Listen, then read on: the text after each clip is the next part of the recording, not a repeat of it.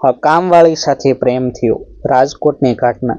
રાજકોટના એક શાંત વિસ્તારમાં આવેલી શિવમ પાર્ક સોસાયટીમાં રહેતા પટેલ પરિવારનું નામ આસપાસના લોકોમાં ખૂબ માન ભર્યું હતું.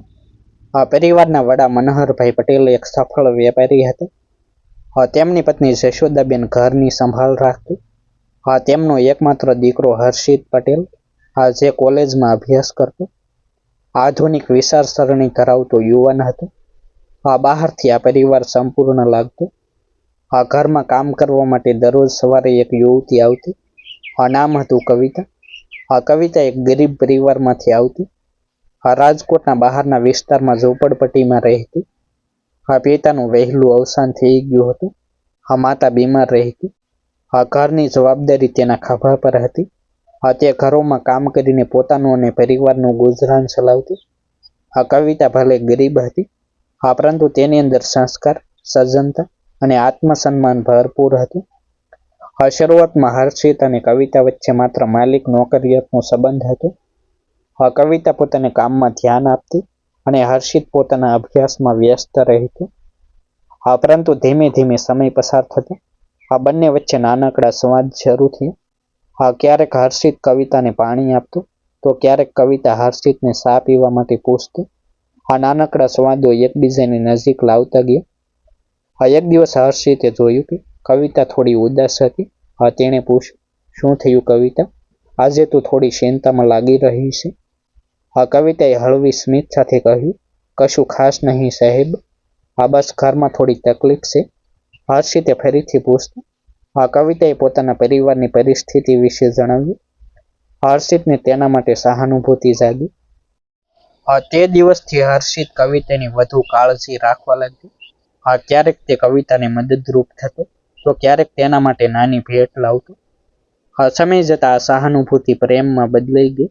બંનેને સમજાયું તેઓ એકબીજાને પસંદ કરે છે. પરંતુ બંને જાણતા હતા કે આ સંબંધ સમાજ અને પરિવાર માટે સ્વીકાર્ય નહીં હોય. એક બાજુ હર્ષિત એક સમૃદ્ધ પરિવારનો દીકરો અને બીજી બાજુ કવિતા એક કામવાળી. આ તફાવત સમાજ માટે મોટી બાબત હતી. એક સાંજ હર્ષિતે કવિતાને કહ્યું, મને તારા પ્રત્યે કંઈક અલગ લાગણી છે. હું તને પ્રેમ કરું છું. કવિતા આ સાંભળીને ચોંકી ગઈ. સાહેબ, આ શક્ય નથી. આપણું દુનિયા અલગ છે. તમારા પરિવાર ક્યારેય આ સ્વીકારશે નહીં. પરંતુ હર્ષિત મક્કમ હતો. મારે તારો સાથ જોઈએ. ભલે આખી દુનિયા સામે કેમ ન જવું પડે. કવિતા લાંબા સમય સુધી આ વાતને નકારી કાઢતી રહી. પરંતુ અંતે તે પણ પોતાની લાગણીઓ સામે હારી ગઈ. બંને ગુપ્ત રીતે મળવાનું શરૂ કર્યું અને તેમનો પ્રેમ વધુ ગાઢ બન્યો. પરંતુ પ્રેમ ક્યારેય લાંબા સમય સુધી છુપાઈ શકતો નથી.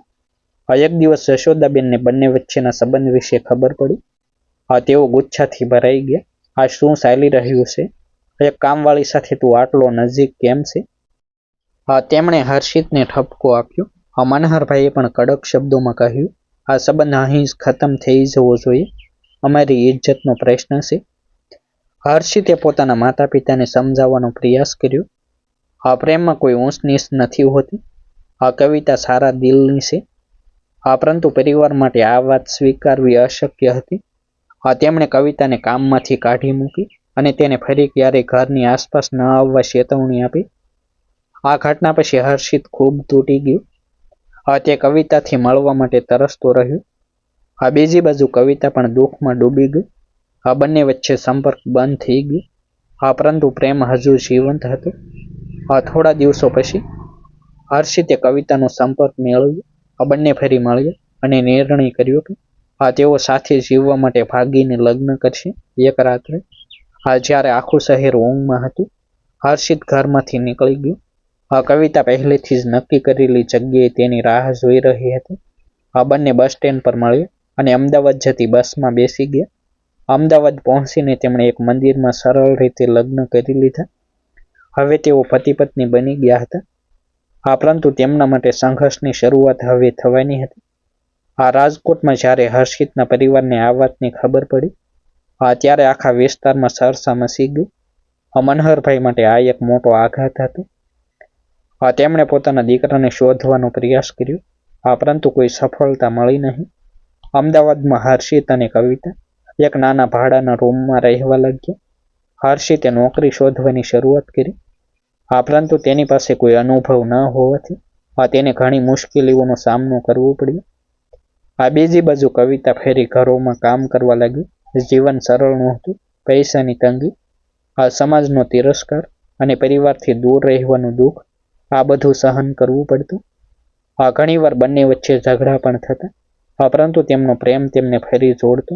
એક દિવસ હર્ષિતને એક નાની કંપનીમાં નોકરી મળી. તેમના માટે એક નવી શરૂઆત હતી. ધીમે ધીમે તેમની પરિસ્થિતિ સુધરવા લાગી. સમય સાથે મનહરભાઈ અને જશોદાબેનનો ગુચ્છો પણ ઠંડો પડવા લાગ્યો. તેમને સમજાયું કે તેમના દીકરાએ પોતાનું જીવન પસંદ કર્યું છે અને હવે તેઓ તેને રોકી શકતા નથી. અંતે ઘણા મહિનાઓ પછી હર્ષિત અને કવિતા રાજકોટ પરત આવ્યા. શરૂઆતમાં પરિવાર અને સમાજ તરફથી ઠંડો પ્રતિસાદ મળ્યો, પરંતુ ધીમે ધીમે બધું સામાન્ય બનવા લાગ્યું. આ ઘટના રાજકોટ શહેરમાં એક મોટી ચર્ચાનો વિષય બની. પરંતુ સાથે સાથે એક સંદેશ પણ આપી ગઈ. પ્રેમ કોઈ જાતિ, વર્ગ કે સ્થિતિને નથી માનતું. હર્ષિત અને કવિતાની આ કહાની બતાવે છે કે સાચો પ્રેમ દરેક મુશ્કેલીને પાર કરી શકે છે, જો બંને લોકો એકબીજાનો સાથ ન છોડે. ફરી મળીશું એક નવી સ્ટોરી સાથે.